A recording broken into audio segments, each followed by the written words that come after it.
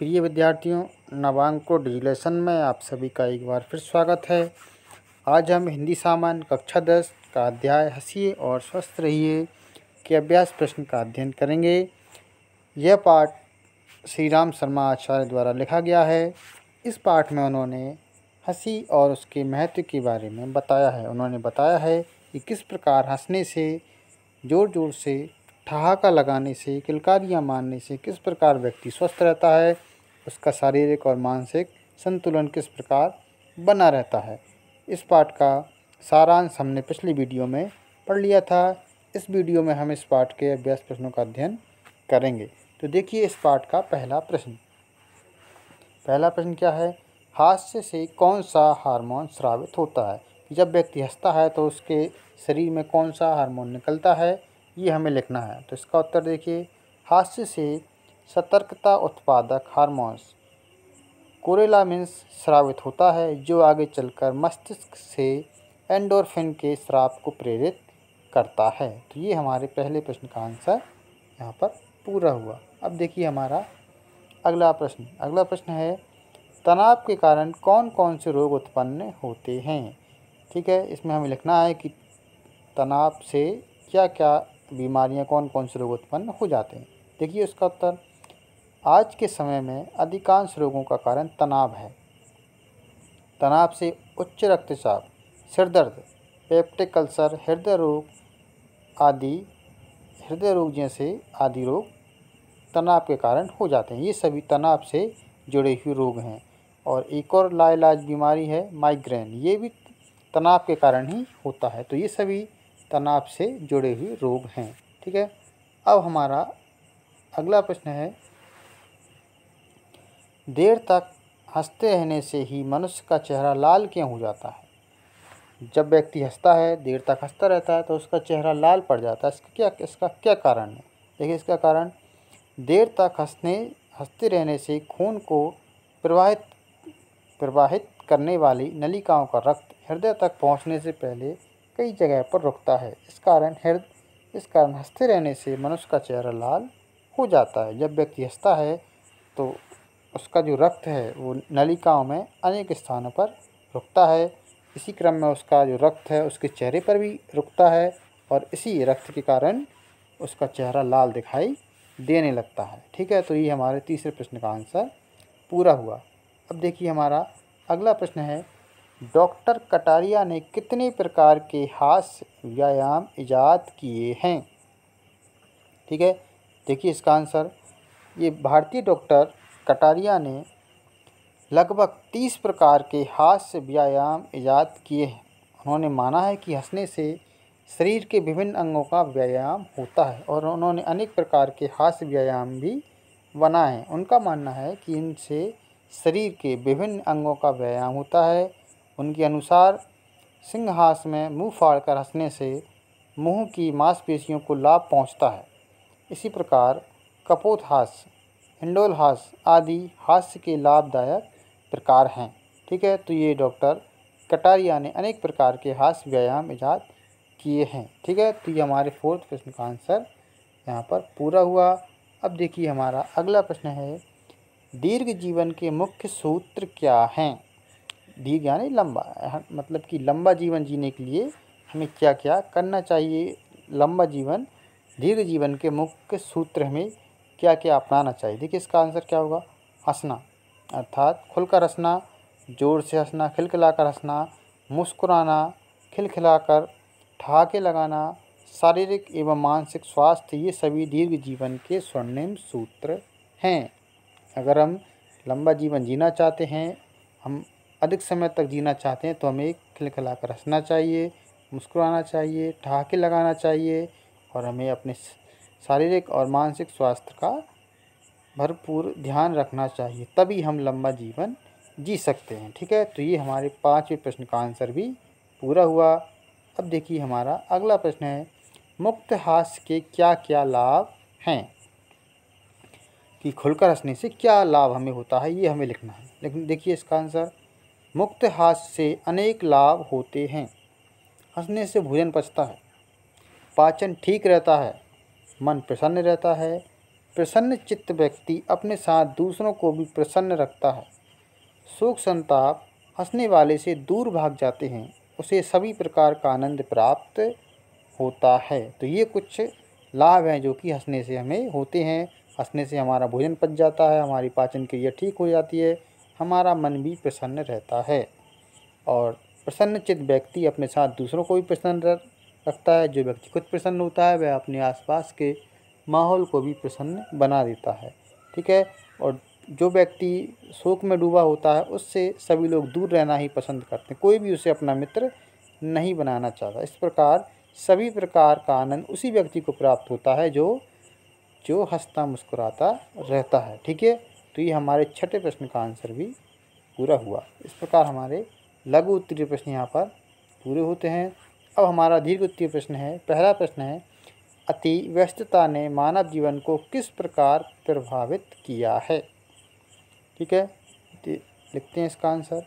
अत्यंत व्यस्त होने के कारण मनुष्य को हंसने के लिए फुर्सत नहीं है। कृत्रिम सभ्यता ने मनुष्य की नींद व चैन दोनों ही हराम कर दिए हैं। हंसी के खो जाने की वजह से मनुष्य तनाव में रहता है। इसके कारण मनुष्य के शरीर को भांति भांति के रोग हो जाते हैं। रोगों के कारण उसकी शारीरिक क्षमता कम हो जाती है, जिससे जीवन के सभी उपयोगी तत्व नष्ट हो जाते हैं। इस प्रकार अति व्यस्तता ने मानव जीवन के संपूर्ण आनंद को समाप्त कर दिया है। ठीक है। तो हमारा पहला प्रश्न था, अति व्यस्तता ने मानव जीवन को किस प्रकार प्रभावित किया है। तो इसका आंसर हमने लिख लिया। छोटा सा ही आंसर है कि अत्यंत व्यस्त रहने से व्यक्ति को फुर्सत नहीं मिलती, उस पर हंस भी नहीं पाता और व्यक्ति हंसता भी नहीं है। इससे उसे अनेक प्रकार के रोग हो जाते हैं। वह तनाव में रहता है और तनाव में रहने के कारण उसे अलग अलग प्रकार के रोग हो जाते हैं। उसकी शारीरिक क्षमता भी कम हो जाती है और उसका जो जीवन है वह आनंद से रहित हो जाता है। ठीक है। तो ये हमारे पहले प्रश्न का आंसर पूरा हुआ। अब देखिए हमारा अगला प्रश्न। अगला हमारा प्रश्न है, हंसी का स्वास्थ्य पर क्या प्रभाव पड़ता है। ठीक है। तो आइए इसका आंसर लिखते हैं। हंसी का हमारे स्वास्थ्य पर सकारात्मक प्रभाव पड़ता है। हंसी हमारे लिए वरदान है।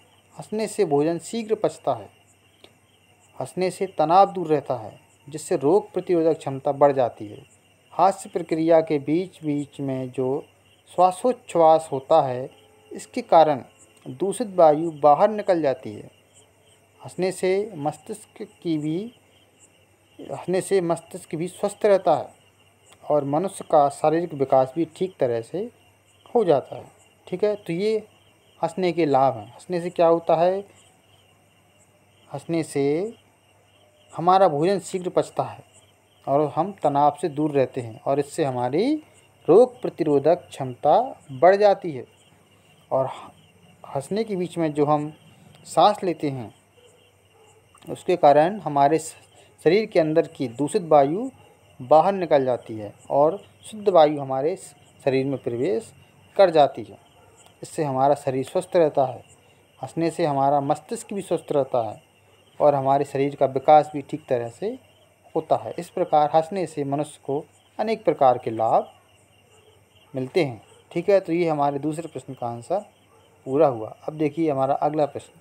तीसरा प्रश्न है, प्रसन्न व्यक्ति की ओर लोग क्यों आकर्षित होते हैं। ठीक है। तो इसका हमें आंसर लिखना है कि जो व्यक्ति प्रसन्न होते हैं लोग उसकी तरफ आकर्षित क्यों होते हैं, उसकी तरफ आकर्षित क्यों होते हैं। इसका आंसर देखिए, प्रसन्न चित्त व्यक्ति को देखकर लोग प्रसन्न होते हैं, उसकी ओर आकर्षित होते हैं, उसकी मैत्री प्राप्त करना चाहते हैं। प्रसन्नता एक आध्यात्मिक वृत्ति है। इसका आश्रय ग्रहण करने वाले के सारे रोग संताप भाग जाते हैं, सारे सुख संताप भाग जाते हैं। प्रसन्नचित्त व्यक्ति के पास बैठकर लोग अपना दुख दर्द भूल जाते हैं। इसीलिए लोग प्रसन्न व्यक्ति की ओर आकर्षित होते हैं, क्योंकि जो व्यक्ति प्रसन्न होता है उसके पास बैठने से अन्य लोग भी प्रसन्न हो जाते हैं, उनके दुख उनके शोक भी दूर भाग जाते हैं। इसलिए सभी व्यक्ति प्रसन्न व्यक्तियों की ओर आकर्षित होते हैं और उन्हें अपना मित्र बनाना चाहते हैं। ठीक है। तो ये हमारा तीसरा प्रश्न भी यहाँ पूरा हुआ। अब देखिए हमारा अगला प्रश्न। अगला हमारा प्रश्न है, खिन्नता मानव जीवन का भीषण अभिशाप है, कथन को स्पष्ट कीजिए। खिन्नता का मतलब होता है जो व्यक्ति हमेशा क्रोध में ही रहता है ना, उसे बोलते हैं कि ये व्यक्ति खींच रहा है, मतलब व्यक्ति क्रोध में रहता है, हमेशा गुस्सा रहता है। तो यह जो गुस्सा है यह मानव जीवन के लिए अभिशाप है।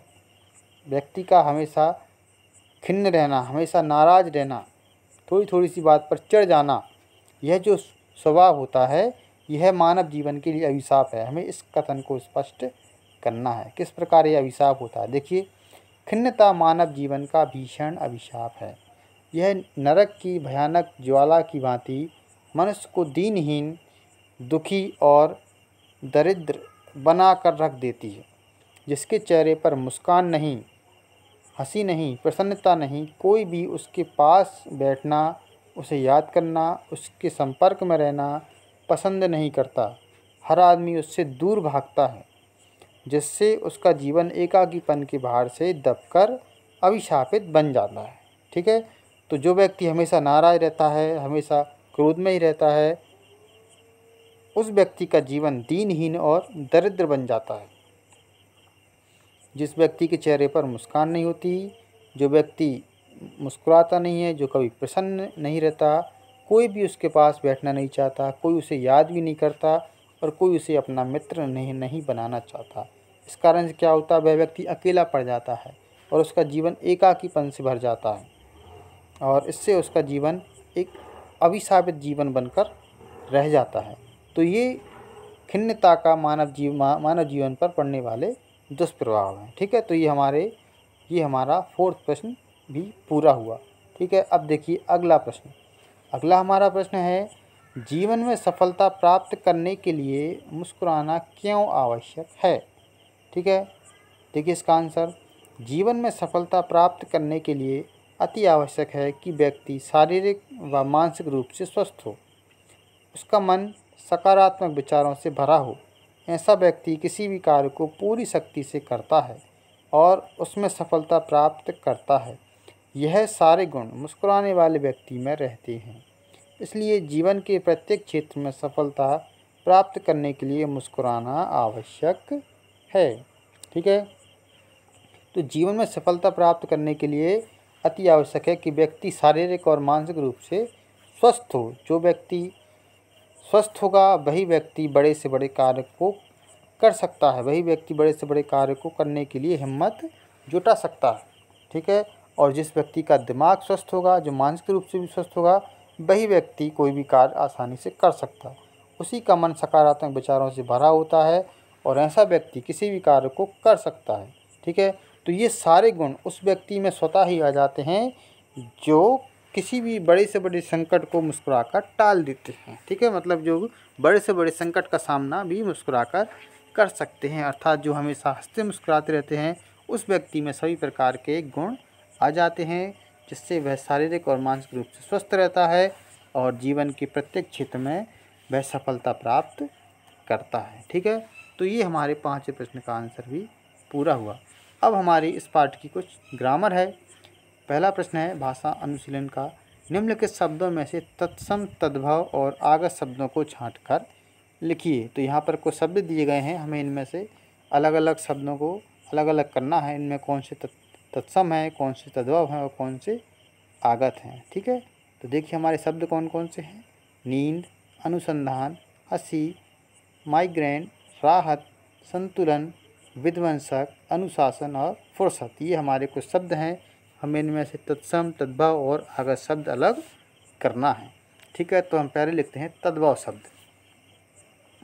तो इन शब्दों में हमारे तद्भव शब्द हैं नींद, हंसी, ये हमारे तद्भव शब्द हैं। और तत्सम शब्द हैं अनुसंधान, संतुलन, विध्वंसक और अनुशासन, ये हमारे तत्सम शब्द हैं। और आगत शब्द कौन से हैं, माइग्रेन, राहत और फुर्सत, ये हमारे आगत शब्द हैं। तो इस प्रकार हमारा ये पहला प्रश्न भी पूरा हुआ। अब हमारा अगला प्रश्न है, निम्नलिखित संधियों का विच्छेद कीजिए। यहाँ पर कुछ शब्द हैं, हमें इनका संधि विच्छेद करना है। पहला शब्द है हमारा श्वासोच्छ्वास। तो इसका संधि विच्छेद होगा श्वास प्लस उच्छ्वास। इसमें हमारी गुण स्वर संधि है। अगला हमारा शब्द है विषाद उत्पादक। इसका संधि विच्छेद होगा विषाद प्लस उत्पादक। इसमें गुण स्वर संधि है। अगला हमारा शब्द है विरोधाभास। इसमें इसका संधि विच्छेद होगा विरोध प्लस आभास। इसमें हमारी दीर्घ स्वर संधि है। अगला हमारा प्रश्न है मुदितात्मक। इसकी संधि विच्छेद होगी मुदित प्लस आत्मक। इसमें दीर्घ स्वर संधि है। तो इस प्रकार हमारी ये संधि पूरी हुई। अब हमारा अगला प्रश्न है निम्नलिखित वाक्यों को पहचान कर सही निशान लगाइए। हमें ये पहचानना है कि ये वाक्य कौन से हैं और फिर इनका सही आंसर लिखना है। तो पहला हमारा वाक्य है मुस्कान में एक प्रकार का सम्मोहन होता है जिसकी समानता किसी अन्य से नहीं की जा सकती। तो ये जो हमारा वाक्य है यह मिश्र वाक्य है। ठीक है। अगला हमारा वाक्य है हंसने से मस्तिष्क को उत्प्रेरणा मिलती है। ये हमारा वाक्य सरल वाक्य है। ठीक है। अगला हमारा प्रश्न है, अगला वाक्य हमारा प्रसन्न चित्त व्यक्ति की ओर लोग आकर्षित होते हैं और उसकी मैत्री प्राप्त करना चाहते हैं। तो ये हमारा संयुक्त वाक्य है। ठीक है। अगले हमारे कुछ वाक्य हैं सिवेश कल भोपाल नहीं जाएगा। ये हमारा निषेधवाचक वाक्य है। अगला हमारा वाक्य है ईश्वर करें आप शीघ्र स्वस्थ हो जाएं।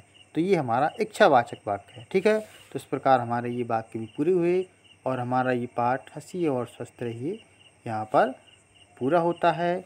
फिर मिलेंगे अगले वीडियो में अगले पाठ के साथ। धन्यवाद।